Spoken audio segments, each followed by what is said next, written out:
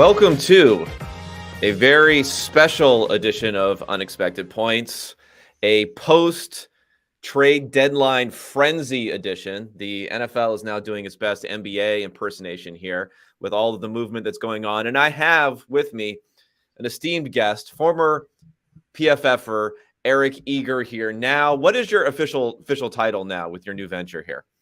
I think it's partner, research, VP of research and development. Frankly, like, you think about it this way, like, there was a trade deadline move right before the season to get me, I guess, for Sumer, and now we're talking about trade deadlines for the NFL. Yeah. Which will be more impactful? We don't know. We don't know what will end up being a bigger deal here. But for those who don't know, there was your company, your new company there is featured in the Wall Street Journal. We have Thomas Dimitrov is I don't know, what is he, like the CEO also, and one of the partners there. Founder Paul Tudor Jones, PTJ, as I like to call him. Do you call him PTJ around the office? I don't know. And his son is also involved in there. So I assume here that you and PTJ are like buddy in a similar way to how we hear how the analytics staff is going out to lunch, with the owners all the time. They're so tight there. I assume you are like in the billionaires club at this point. Maybe not the club, but yeah, it was crazy it's sort of like a different level of things when a billionaire calls you on the phone or you sit next to him at dinner or something.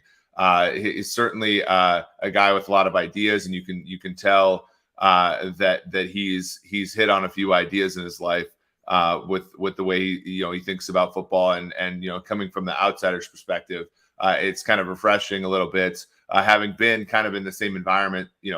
At PFF, it was full time there for 4 years, and then part time and full time for about 7. So it's been an interesting transition. I've enjoyed it, and I've really enjoyed. When I was at PFF, obviously you are great. Timo is amazing as well, Ben Brown, and obviously George, who I hosted the show with.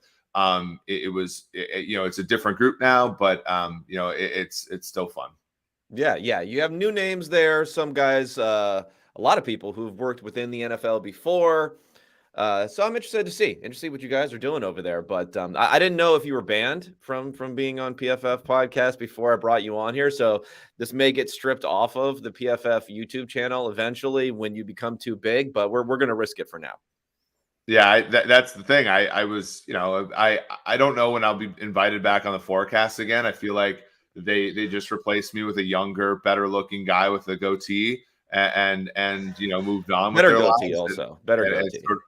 It's sort of like when they, when your ex gets a new boyfriend on Instagram or something. I'm imagining. I've been, married for so long that I never experienced that. But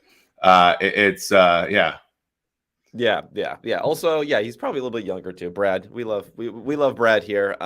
He digested a lot of these trades. He did the grading, the normal grading of the trades. We'll get into some of the individual trade stuff, but we like to, focus on something a little bit different here, a little bit nerdier, perhaps. And when it comes to nerddom, like base rates are kind of like an important phenomenon. When we're looking at anything, you don't want to get too much into the weeds of the specifics of something, because you could probably justify or pan anything depending upon the angle that you look at a specific move. But you also, I think, is important, no matter what we're talking about, fourth down decisions, trades, draft picks, everything that we're talking about. You want to heavily look at, like, what are the averages? What do you generally see from these types of moves? Generally, how valuable are they for team A or team B, depending upon whether you're getting the player or you're getting the trade compensation. And then that should affect how you view the trade. So I want to pose to you some of my, some of my thesis here on what macro points on what these in-season trades mean generally for the two teams. You tell me if you agree or disagree with some of these. So I discussed this somewhat last week when talking about the Kadarius Toney trade that happened to your Chiefs. Also, of course, also your Vikings are also involved. You're not going to disclaim them for some trades here. But okay, I believe, number one, do you agree that you can get, all else being equal, you can get higher trade compensation for a player trading them in season than you would be doing in the off season? 100%. I mean, I think, I was talking to somebody in the league after the McCaffrey trade, and they were just like, Eric, like this is what his fair market value is in week 8 of the season. And I'm like, well, yeah, I know that, but that's because it's dumb, like, and he was basically like, at this time of year, everybody's desperate and there's a deadline. And so you're going to overpay for these things. I think additionally, and this is an important context, ultimately what you end up with is going to be higher because the team that trades for the player always believes that they're better when they make the trade than generally speaking what ends up happening. So, the 49ers, when they're trading a second, a third, a fourth, and a fifth next year, like in their mind, they're probably saying, look, our expected draft position in the next draft is, 28 plus or minus 4 or 5 picks, when we know what the tail is to the left, in that case. And so sometimes you end up paying more because the draft picks you end up giving up are better for the receiving team, because you end up being worse because that player, you're trading for the 70th to 90th percentile of that player. And as you said, base rates, you end up getting the 50th percentile of that player, which is often underwhelming. Yeah. I mean, that happens also with some of the offseason stuff. I think first round picks in particular, I mean, we've seen it, right? The Texans twice have given up what ends up being top 5 picks as part of trades to get players. I mean, one of them was a very successful trade to get Deshaun Watson, right? But even getting Deshaun Watson, he gets injured. He tears his ACL as a rookie, and then you end up having the 4th overall pick that you're giving away to the Browns the next year. So I would agree with that. Yeah. Now, that was going to be one of my other points, is that generally the public and probably the acquiring team overestimates what effect it has on Super Bowl chances, like your chances of winning the Super Bowl. The Rams effect, maybe we can have here too, right? Les Snead, Mr. F them picks. I'll claim ownership of that. That's yours, man. That's. I saw Schefter had a podcast, and it was called as F the picks, not them picks. You might have messed that up, but I was like, oh my god, like Schefter is even getting in on this whole thing here. So, like, I think overestimate the Super Bowl chances. I think you retweeted, and I also retweeted after this, this Chubb trade, which we'll get into the specifics again on this, that Caesar Sportsbook chose violence against RG3 here. RG3 had sent something out, says Dolphins just launched, capitals, all capital letters, launched their Super Bowl chances to the moon, capital letters. And then Caesar Sportsbook tweets out that pre-Chubb trade, the Dolphins Super Bowl odds were plus 3,000 or 30 to 1. Post Chubb trade, 30 to 1. Violence on RG3 here.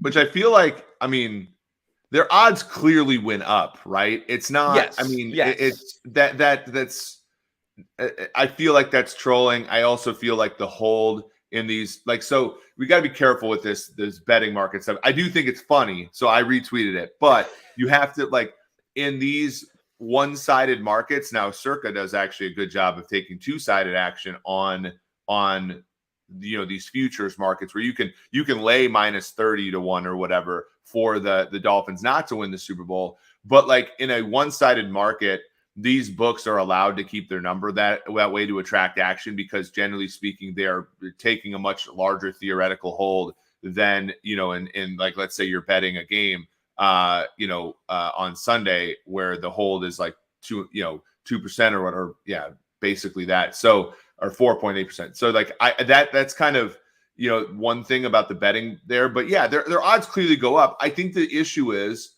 and this is where like I get like a little bit, annoyed, especially with like Chiefs Twitter yesterday, which very much wanted a big time trade, is just like these odds don't go up that much, right? Because, and I sort of illustrate it this way, the Rams, like, how many things happened to the Rams that had a bigger swing in their Super Bowl win probability than the Von Miller trade, which I think we hail as like a great in-season trade, a catalyst for them to win the Super Bowl. But like the Jaquiski Tart dropped interception had a much bigger effect on the Rams' odds to win the Super Bowl. The Chiefs having an historically bad second half against the Bengals had a bigger impact on their Super Bowl odds than the Von Miller trade.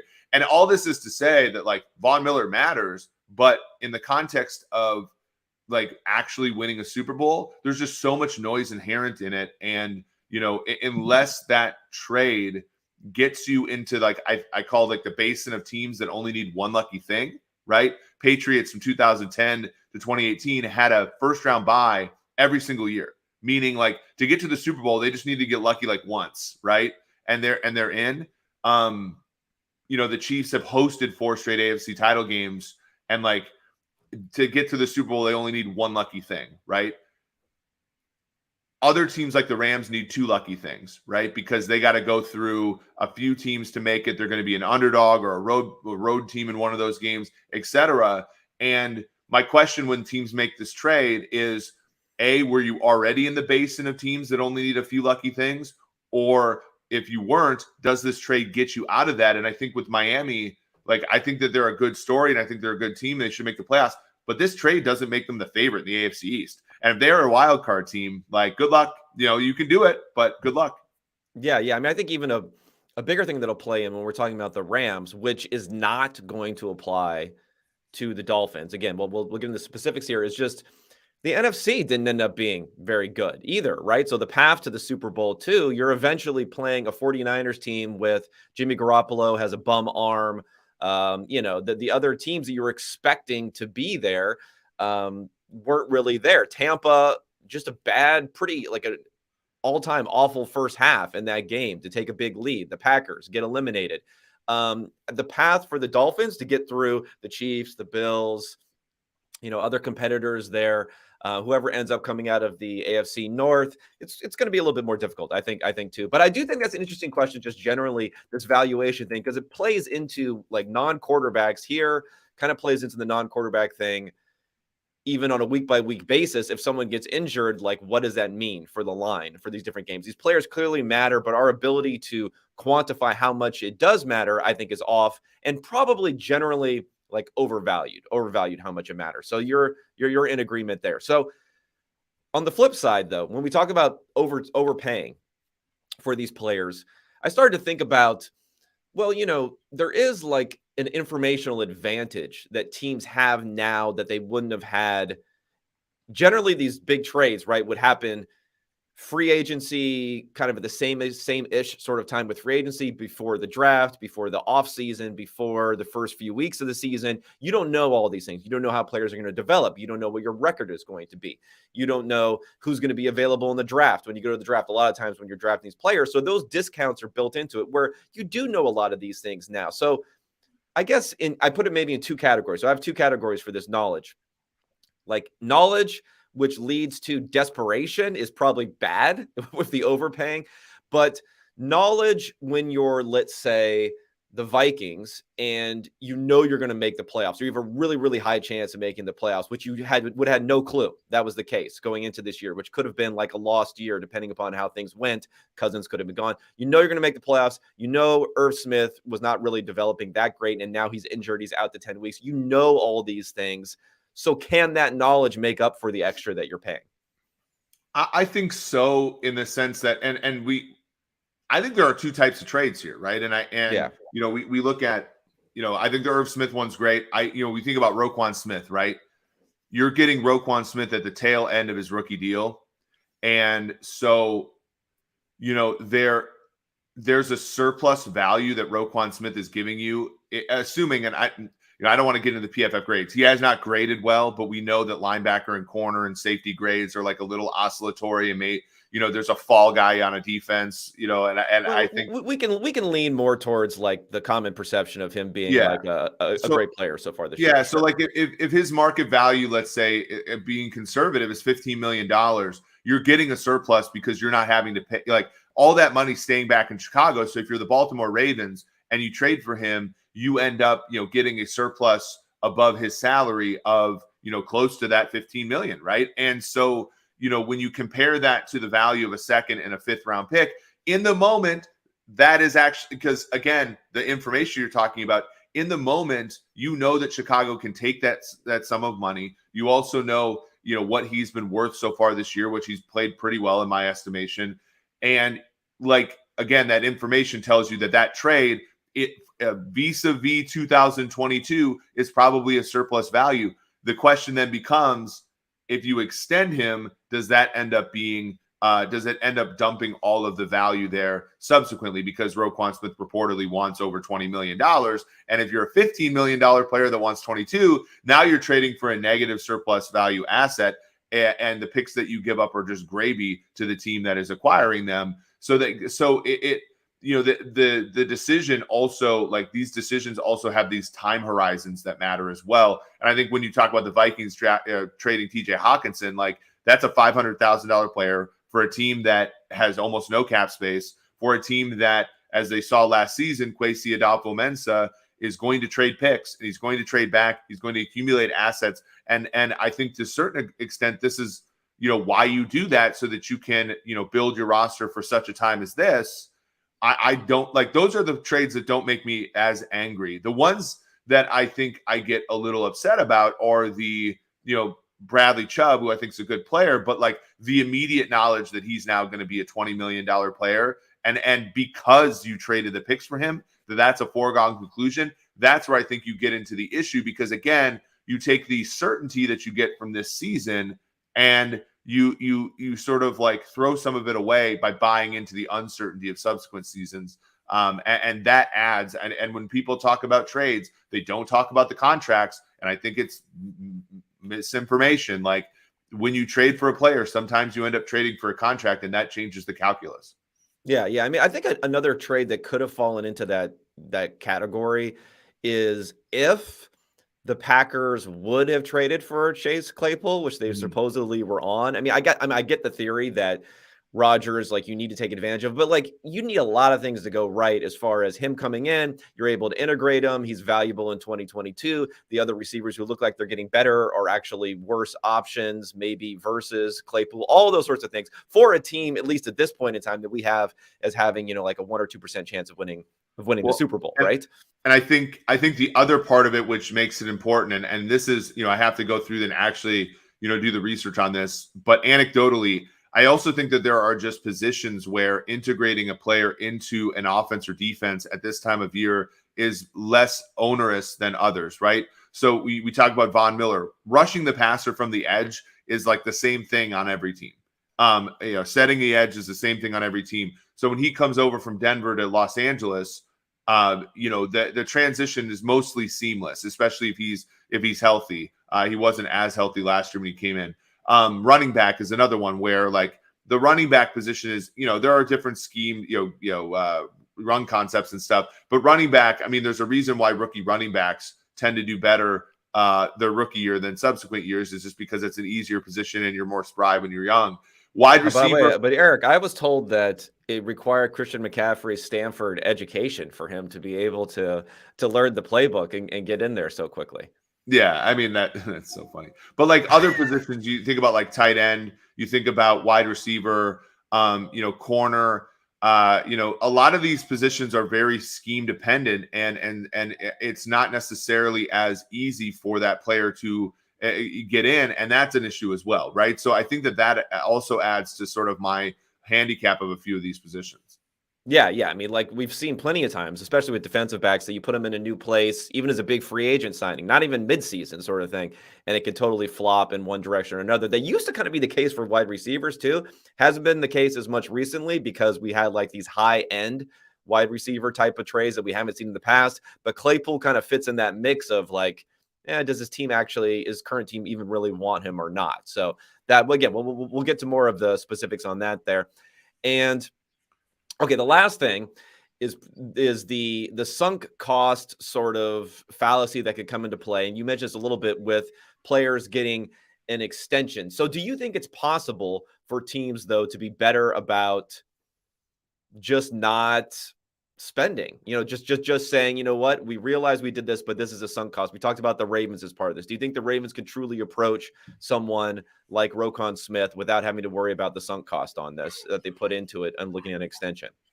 Yeah, we've seen 2 trades already where the Ravens have actually eschewed this situation. In 2020, the Vikings traded for Yannick Ngakoue early in the year. Their season went to hell, and then they go ahead and they trade him to the Ravens. The Ravens trade a 3 and a 5 for him, and instead of like re-signing him, they just let him go. They let Judon go as well, and they get the comp pick. Like, I think that's an example. Now, Ngakoue is not necessarily like a prime player, but he's certainly somebody who garnered similar return to Roquan Smith. We also saw with Orlando Brown. Kansas City Kansas City traded for him. Reportedly, like, the one thing. I mean, I think that the not extending the contract basically made that trade a fairly solid trade for the Chiefs relative to if they would have signed Orlando Brown. So we've seen it a couple times where teams are saying, like, no, it's actually not a foregone conclusion that we're going to sign this player, assuming, we trade, decent capital for him. Yeah. Okay, so those are kind of my main macro points. Let's get into some of the specifics here. I'm going to get down, although we've talked about some points on a decent amount of these trades already. We'll kind of arrange them by compensation received. I know that, when James Robinson gets traded for a conditional 5th round pick, a 6th round pick, Schefter will put out blockbuster when it comes down. It's like, maybe not. Maybe we should look at what the compensation is to really value the blockbuster-ness of these different trades. So we'll start with Bradley Chubb to the Dolphins. Not only was he the 5th overall pick, so he's that first round draft capital pedigree sort of guy. First round pick, 2023. 4th round pick, 2024, and Chase Edmonds. It's kind of toss Chase Edmonds in there. A bad signing in the offseason, which now they've been able to replace in Miami. And then Chubb and a 2025 5th round pick come back. We talked about like the impact sort of stuff. What I'm interested in from your perspective is because, again, this is not only a 2022 move for the Dolphins. At least you presume that, right? So my thought is, like, how good is Bradley Chubb as being part of this? Just some quick numbers. I mean, he's 38th in our pass rush win rate number. I don't know where he is for ESPN's. They published the top 10. Maybe they have a longer list somewhere else, but he's not in the top 10, at least for that number. 27th in pressure rate, but he does have quite a few unblocked pressures. They have a pretty good pressure scheme around there. Baron Browning and others have stepped forward there. He's missed 24 games over the first 4 seasons of his career, been healthy so far this season. So that's kind of like the layout for him, assuming that he's going to get top-notch edge money, which now is in the upper $20 million a year.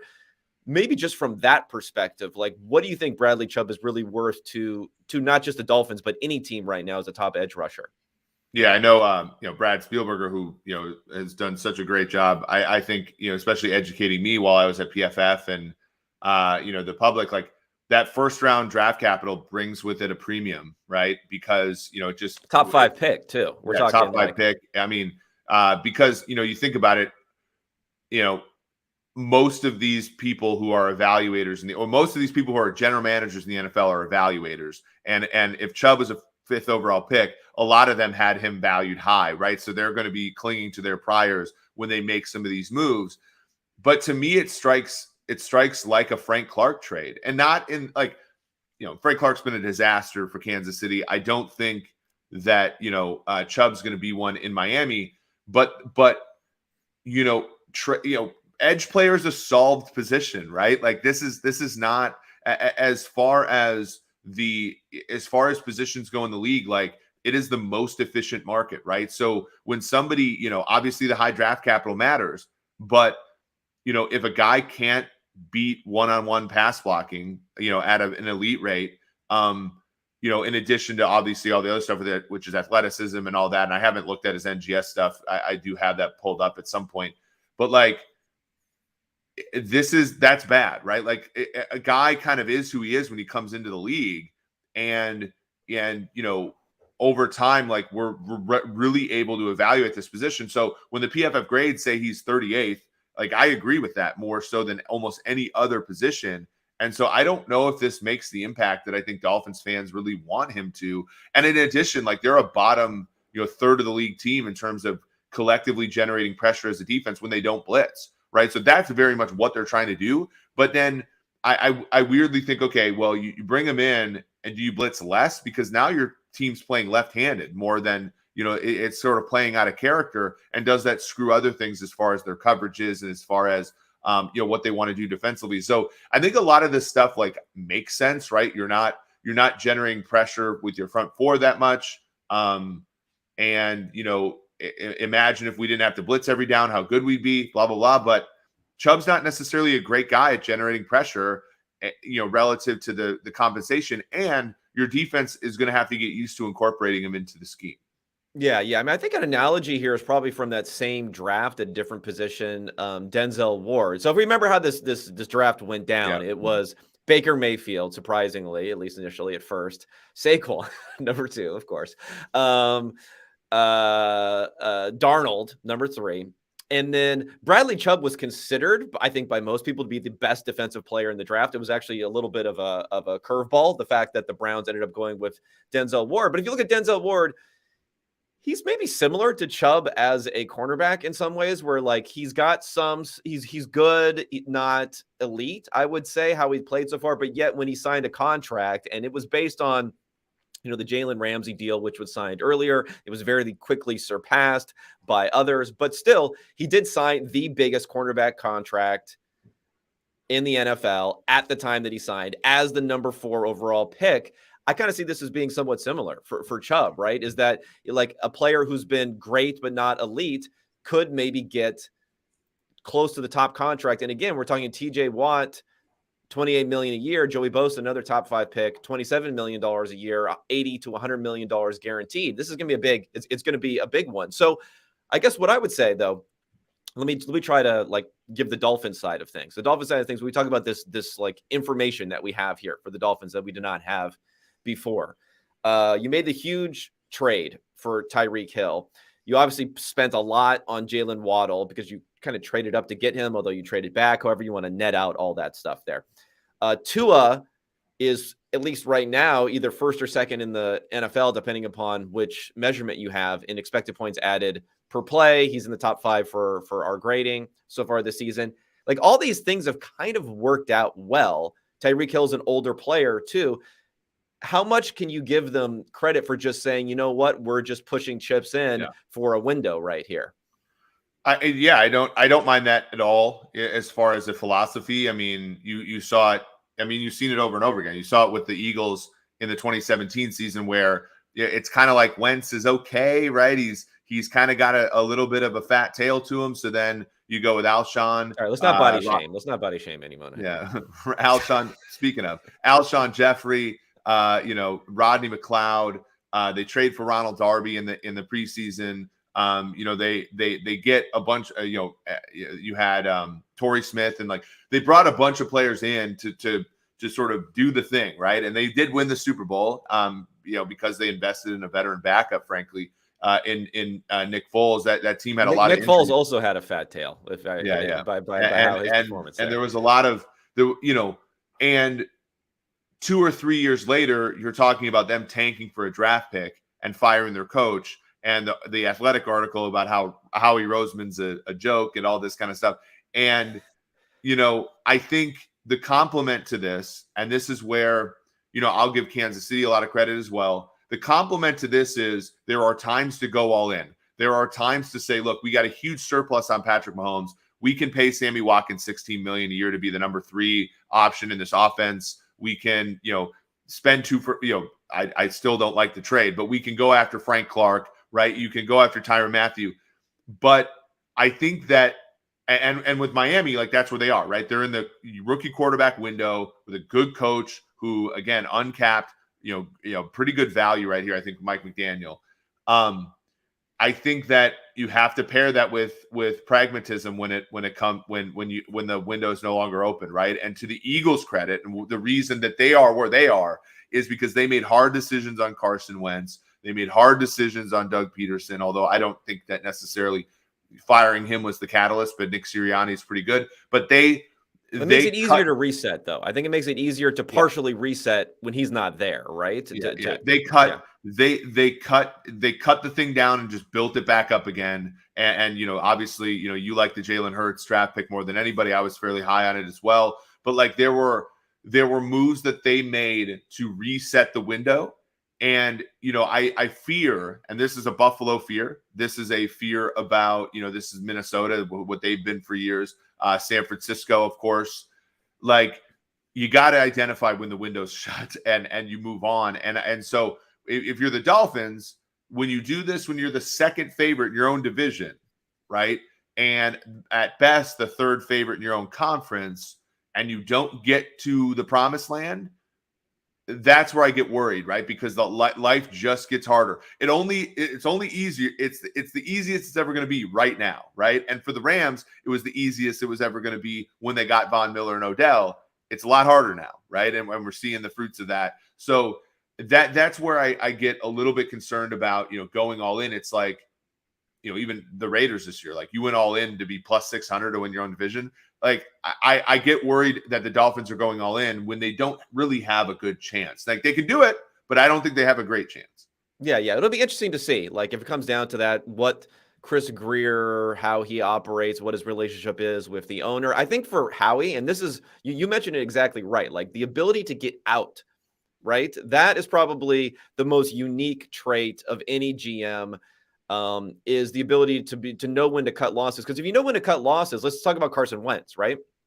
Biggest cap hit in NFL history taken on trading him away. Well, the cost of signing him to that long-term deal, not just monetarily, but then your development of your franchise, you can actually lessen the cost theoretically for something up front if later on you're willing to cut when you need to cut, right? If they were not willing to cut on Carson Wentz, imagine how much of a massive disaster that would have been coming forward. And I think some of that has to do with Howie Roseman's relationship to Jeff Lurie too, is he could get all that hugely negative press, and now he's on top of the world, everyone loves him, and still feel like he can make those moves and make it through it. So I guess we'll see what ends up happening for the Dolphins in that regard. I want to move on, though. Let's move on to the Claypool trade, because this one is just, I don't know what to make of this one here, because we saw the Bears trading off pieces, multiple pieces, second round pick. Now they give away their own second round pick, which may have been a necessity rather than the Ravens second round pick that they acquired, may have been a necessity because to beat out the Packers, if the Packers were also going to give a second round pick, to get Claypool, who fits more into this mold again of like the old wide receiver trades or free agent signings that we used to see when their previous team is kind of like, yeah, I'll let him go. We got Pickens, we got Deontay Johnson, who we just signed to a longer contract. We're okay letting him go. What do you think the Bears are thinking on this one? Because that's what I don't really get.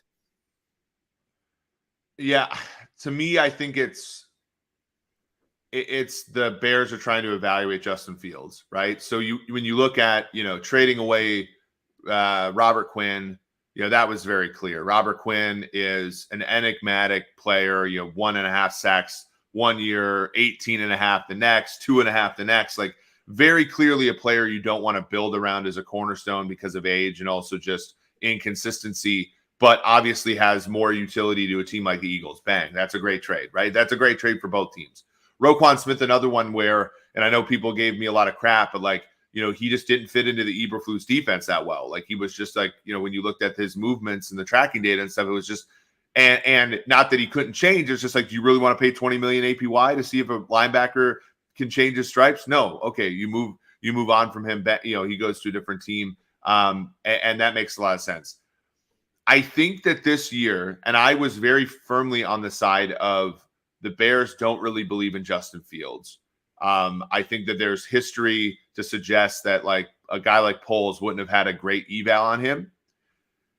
I think that information, to your point about information's changing. Like I think Fields has played well enough this year for the Bears to try to evaluate him further, right? And furthermore, you add to that the fact that the 6 teams that have starting quarterbacks that came from 2021's draft, the Bears probably have so far the best one. Like maybe Lawrence, if you squint and look at the upside, maybe maybe if you squint even harder at the Jets, but like I think Fields maybe if you poke your eyes out put on for the beer, Jets, but yeah. the Coke beer bottle glasses to maybe look at his game, but then that adds to, okay, if you really want to go back in and get another quarterback, well, you're going to be competing not only with teams that need them, but teams that were drafting at the same time you drafted Fields. Jacksonville, New York Jets, right? Houston, San Fran's not going to be competing with you, but like maybe even New England, right?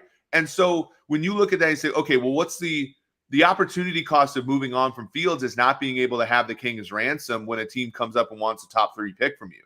And so I think that as the information has evolved, they probably went into the season thinking Fields might be bad. We'll tank out and we'll just draft his replacement next year. But now it's like, well, Fields has actually been okay. We've seen some good things from him. Let's get a receiver in here who complements Darnell Mooney a little bit and get a full eval on Fields, a player that we weren't necessarily as high on.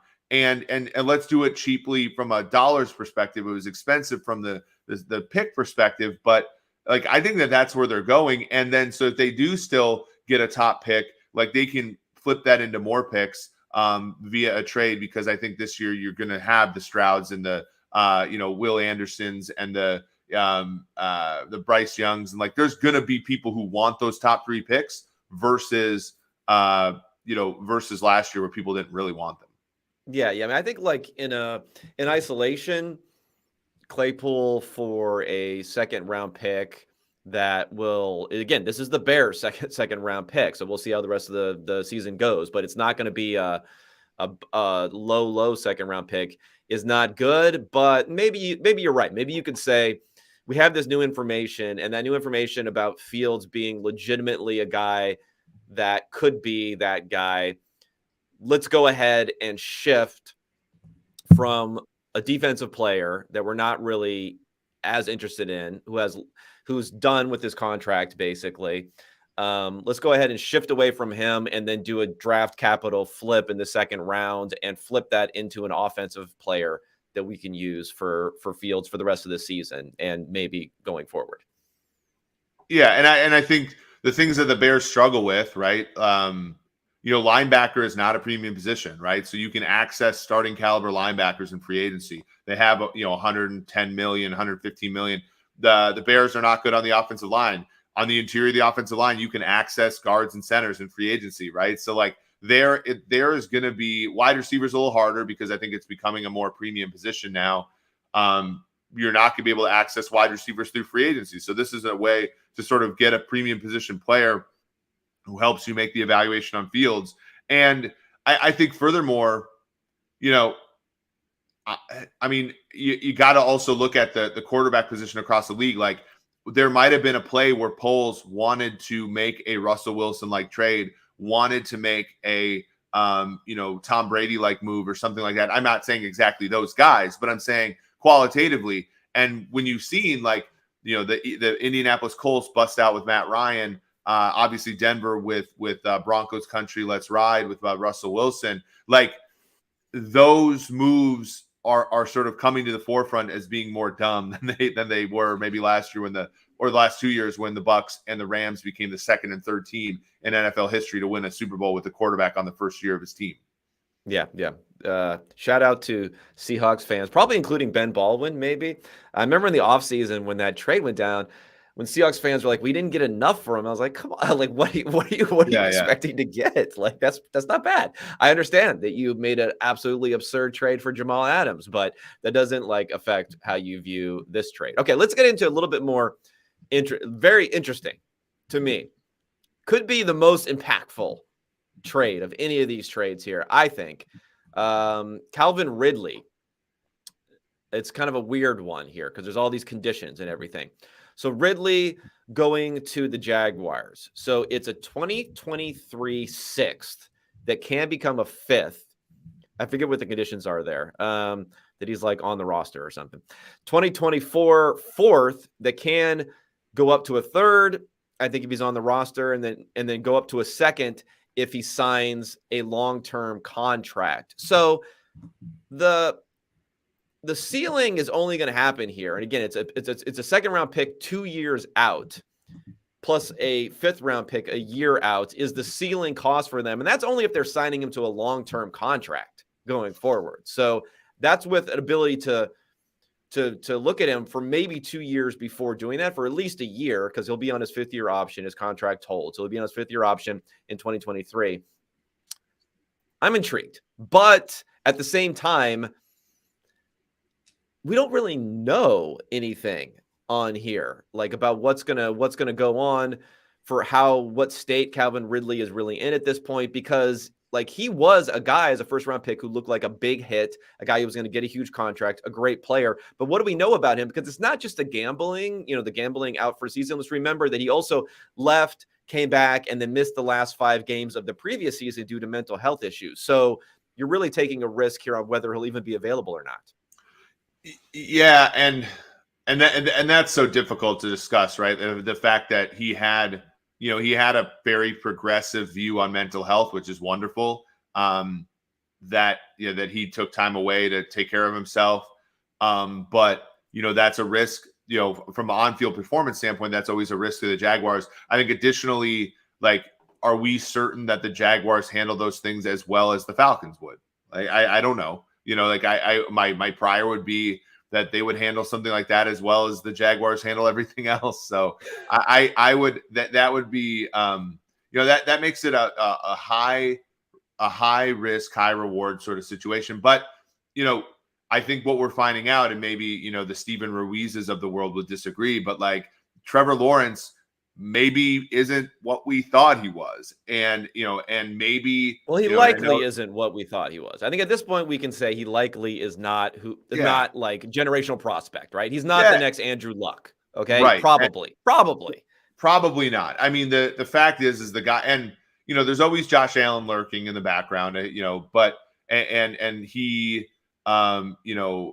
he's, he doesn't have that high end ability, I don't think, or it's not clear that you're ever going to tap into that. So what's the second best thing you can do? You can surround him with high end players, right? So they, and Christian Kirk isn't a high end player. He's a good player. Marvin Jones isn't a high end player. He's a good player. Zay Jones similarly. Travis Etienne is kind of that, he looks good at running back, but he kind of runs weird and looks like he's always going to get hurt. And so you add to that like a player who, if you hit on him, will be great. I mean, Calvin Ridley was a very good Falcon. And so that I think is what they're doing, is sort of like they went into this free agency draft, or signing players as if Lawrence had that high ceiling. And I think this is a move that acknowledges that maybe he doesn't. And they would need to, add high ceiling players around him to get to the production that they need. Yeah, I mean, they spent a lot on Christian Kirk, and we all said Christian Kirk is not a 1, and he hasn't really functioned like a 1 here.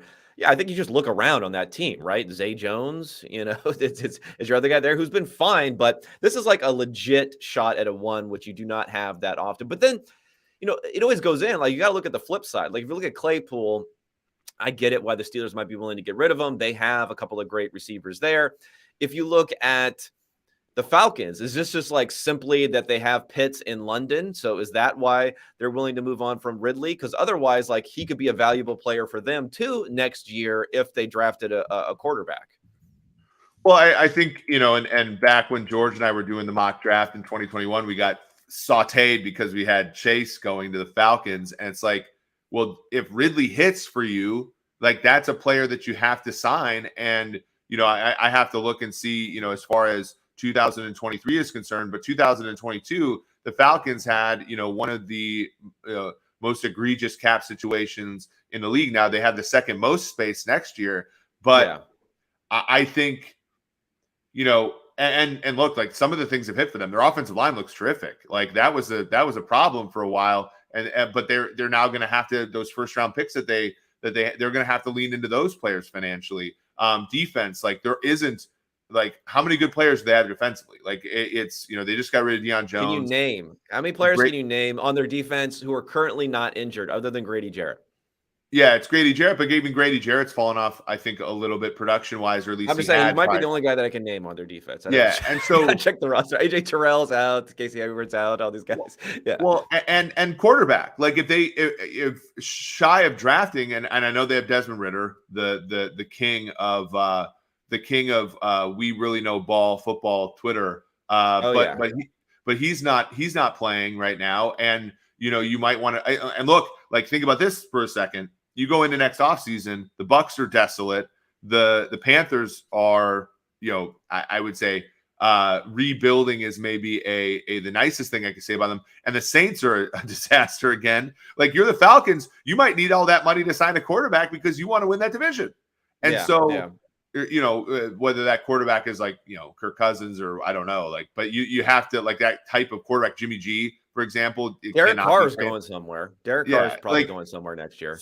So I think the Ridley thing for them was more like, if he is good, he has the draft capital and the pedigree that he's going to price this out of the market. And we already have cost control on, Drake London and Kyle Pitts. Yeah. I think it's the London Pitts thing. Hopefully that's the case. I mean, I'll take a little bit of positive side on Ridley, but okay, this is bold. You want a bold take here? When comparing some trade deadline talk here, I think there's probably as good of a chance, maybe even a better chance, that Calvin Ridley is like a productive player for the Jaguars in 2024 than Kadarius Toney is a productive player for the Chiefs in 2024. You're just going right at me here. I mean, look, they give him more for Toney, obviously, and we've seen Toney more of a higher end player for Ridley too. When was Ridley drafted? Was that like 25, 26? Yeah, well, he's on his 5th-year option. It would have been this season, so it's 2018, I guess. Yeah, but I want to say Toney. Oh, 20. Yeah, you're right. It was in the 20s, definitely. Yeah, so Toney was drafted higher than Ridley, which I think shows you some interesting evals, because I don't think, I think that this Kadarius Toney was not brought into Kansas City to be an all-around wide receiver, right? He was brought in to complement Sky Moore, who they hope to replace Juju, I think. He's going to catch those push passes. Those passes. MBS is sort of their deep guy, and so they want him to replace McCole Hardman, I think, who's the kind of gadgety 3 touchdowns on jet sweeps dude from the other day. And for a 2nd and a 5th, they would probably value. Like, I argue with Chiefs fans all the time. I think McCole Hardman has lived up to his draft position, even though he's been a disappointment. Because they drafted him before Metcalf and stuff. So for a 2nd and a 5th and a relatively modest salary, I'll take that out of Toney. But I agree with you. I mean, Ridley's a much better all-around player and much more resilient to changes in scheme and quarterbacks. Yeah. I mean, I went over the whole Toney thing last week also, so I don't want to get on it too much. But I just thought I'd pose that that maybe they'll. I don't think it's a hot take at all, honestly. I think it's a very reasonable assessment of what. I mean, the biggest information, we talk about information. The information here is that the Giants need wide receivers like you and I need to breathe, and they still traded them. Yeah. There isn't. They don't have a Kyle Pitts or a Drake London sitting around over there. Okay. We don't have a ton of time here because I know you got to get out of here. So maybe I'll just quickly say to the Bills, again, blockbuster, conditional 6th-round pick for and Zach Moss for Nyheim Hines. Just congratulations to Brandon Beane, because this has just been taking up way too much of your mind space for the last 10 months, 2 years, whatever, to try and find to lose out a bidding war on J.D. McKissick. So congratulations, you got your guy. James Cook, I feel like he just wakes up in the like Brandon Beane, one of the best executives in all football, bar none. Just has this he's that Wolverine picture with except for in there is like a completely replaceable 3rd down back that he's just like, how do I get this guy on my squad? Yeah, I feel like even with really people who are really good at their job, it's like Andy Reid. It's like Andy Reid is so good at being a head coach, but my guy can't handle the clock to save his life. At all, right? So you take the good with the bad. Brandon Beane's a terrific executive, and he just has a thing for running backs. And to be honest, the fact that this ended up being his running back acquisition, I feel like everybody in the building is breathing a sigh of relief because it could have been a lot worse. I mean, if they would have gone after McCaffrey, when there were times when McCaffrey was rumored to go to Buffalo last week, and I texted somebody in the Chiefs organization. I go, "Hey, congratulations on your next 4 Super Bowls," because like that was going to probably ruin their window. But yeah, so I think Nyheim Hines is a good football player. I don't know. He's fine. It's just like one of those things where, you know what I want to see this Bills offense do more? Dump it off to running backs. Yeah, No, that's not what I want. That's not what I want to see. But anyway, did I miss the game on Sunday night? Like Devin Singletary looked good. I know. Why do they hate Devin Singletary so much? They use another mid-round pick on Zach Moss. They're wanting everyone. Like, okay. Anyway. Okay. Let's again. I don't want to spend too much time on that because we got to hit quickly at least the TJ Hockenson deal. So I like a little bit of this like parlor game that Kwesi's playing with the picks here, because it's a 4th and a conditional 4th, a 5th if you win a playoff game, for a 2nd and a 3rd. So you're flipping everything around. I plugged all this into our calculator here for war value, and it came out to about being equivalent of the 1st pick in the 3rd round. So this is another one though, where I get everything from the Vikings perspective. From a flip side of like, what are the Bears doing when you're not competing? What are the Lions doing? I know you're not competing, but you're 1-6. You're probably going to get a quarterback you're going to plug in there next year. Wouldn't it be nice to have TJ Hockenson on a 5th-year option that you already picked up of $9 million or something like that? Yeah. I think it's the Lions' internal evaluation of Hockenson, which is a great receiving tight end, but he can't block anything. I thought it was supposed to be the opposite coming out. Not the opposite, but it was like we knew he wasn't fast, but we thought he could block. Right. He was a Iowa tight end. Yeah, I think it's that. I also just think it's like when Jameson Williams comes back, Amon-Ra St. Brown, DJ Chark's a player. I know he was just on a shorter deal. I also just think it's like where are the targets going to go? Like I think it's about Jameson Williams more than anything, that they expect him to come in and get a lion's share of the stuff on the outside.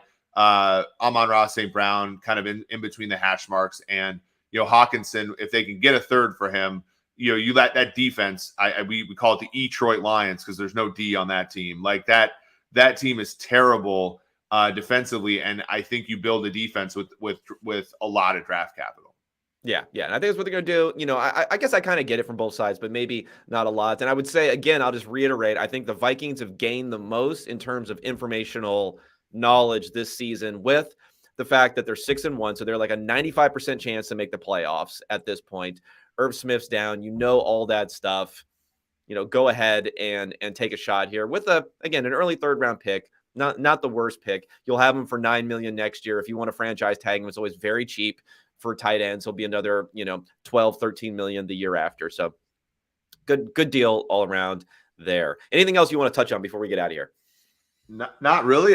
If folks liked, the you podcast, got to plug. Let's plug. Let's yeah, get the plugs in. I currently do a podcast called The Sumer Sports Show with Eric Eager and Thomas Dimitrov. It's every Wednesday. We try to go with that. We're going to start doing it live. I have a vacation next week and stuff, so we're going to wait till I'm done with that. But yeah, Thomas, we don't really talk about betting, so it's a little different than the forecast, a little bit different than this show. We mostly talk about sort of our stories and perspectives within the league, but it's a very fun time, and I think people have enjoyed it so far. So when you're done listening to this great show, give our show a listen. Now, have you exerted your nerd brain influence on Thomas, or is he like, they need to trade up and they need to sign big contracts? What are these guys doing over there? And I'm just kidding, but I just remember I listened to his podcast. He has a pretty good podcast where we go around and travel and talk to different GMs. Like basically once an episode is like Drink when he talks about trading up for Julio Jones and like the success of that type of move. So are you wearing down on this results-based sort of stuff? Yeah, I think, and to be honest, like one of the reasons I went into business with Thomas was, I think that he's a very pragmatic person, and he takes in a lot of information, and like he can look back at a trade like the Julio trade and say, I don't know if I would do that again. I think he would say that, even though the trade obviously won, in the end. But no, he does a really good job, and honestly, like in the time when he got let go by the Falcons, and when I was working with him as a consultant, like. It was really refreshing to see somebody who was that introspective about his time in the league. For somebody who, had a lot of success, it obviously ended poorly, but he had a tremendous amount of success. and yet he looked very introspectively about what his time in Atlanta represented. Yeah. Well, I mean, rarely it ends well, right? In these, for someone that it always young. ends, right? So like when And he was, I mean, like tenure is concerned, like there are few guys who are around for that long. And again, he started being as young as good. So much success to you, much success to Thomas, everyone there. Follow Eric on Twitter at @EricEager_. There's some invitations out there who are trying to take the old PFF handle. You need a blue check mark. Now you can pay for it. $8 a month. We'll get Eric verified by Elon, personally by Elon on Twitter. Everyone else here, thank you for joining me. I will be coming Friday morning again to review the glory of Thursday night football, and then talk about this weekend's action. Until then, I'll be talking to everyone on Friday. Thanks so much.